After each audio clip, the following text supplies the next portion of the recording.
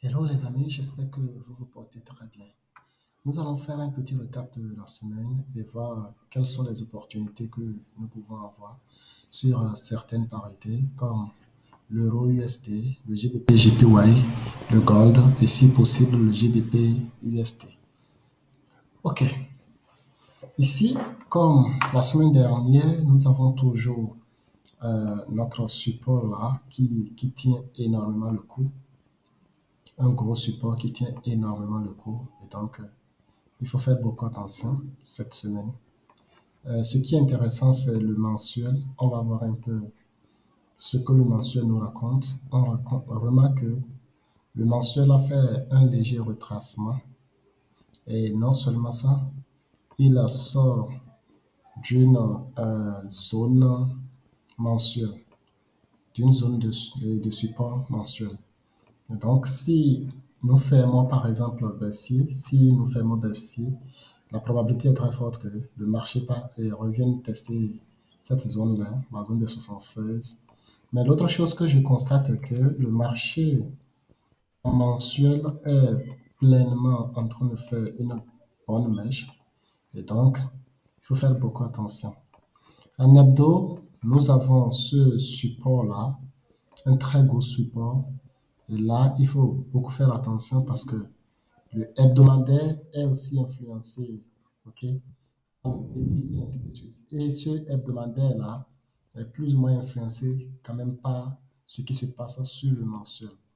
Donc, cette zone de support est vraiment très observée par beaucoup de traders, que ce soit des petits traders comme des grands traders, parce que si nous cassons et on retrace, c'est-à-dire on fait un pullback, on peut vraiment continuer la baisse.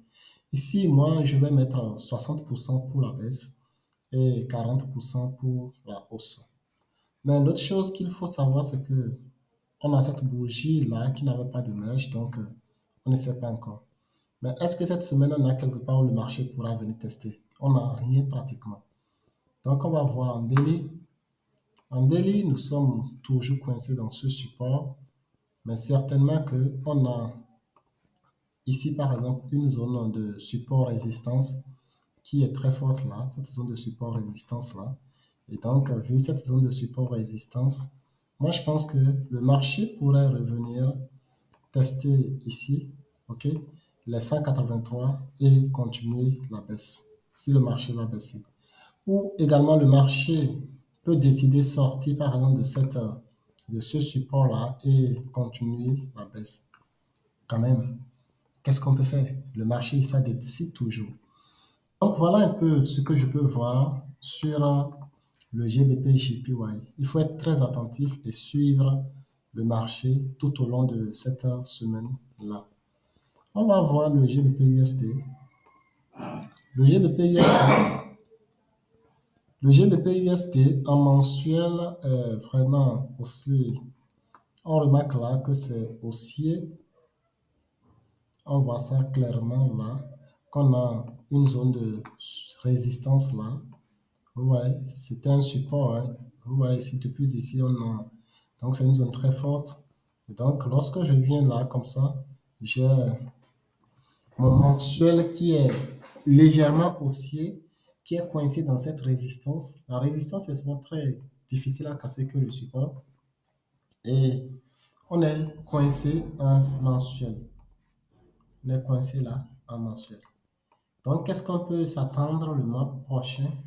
Le mois prochain peut sortir de cette résistance et revenir tester avec le mois de février et continuer. Comme on peut consolider, mais en hebdo, nous remarquons clairement que le marché est en train de monter et pourrait venir tester cette résistance mensuelle. Donc, il faut faire attention avec ce qui se passe parce que nous sommes des day traders quand même. Quand on vient en daily, nous pouvons faire le constat que le marché, là, il est vraiment en train de consolider. Désolé pour le bruit. Il est en train de consolider et donc, qu'est-ce qu'on peut s'attendre? On sort de la consolidation avant de prendre un quelconque trade. On sort de la consolidation. Bon, je vais venir sur le euro USD parce que c'est presque la même chose. On revoit presque la même chose. Donc voilà. On va voir le gold. Un peu ce que le gold pourrait nous donner. En mensuel, le gold est haussier.